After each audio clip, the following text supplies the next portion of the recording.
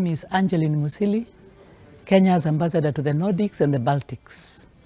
I am in Denmark to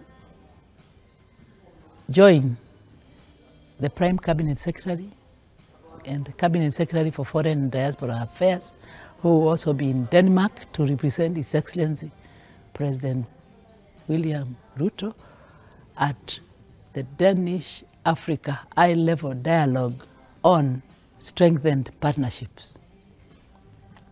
The high-level dialogue in Denmark will be seeking to address the new Danish policy, which is anchored at 3 pillars,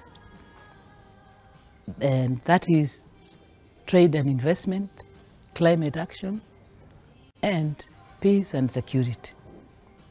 The dialogue will also discuss 2 pertinent issues that are of global interest, and that is, does Europe and Africa still view itself the same way it viewed themselves, the same way they viewed themselves 10-15 years ago? The theme of the dialogue being strengthened partnership with Africa.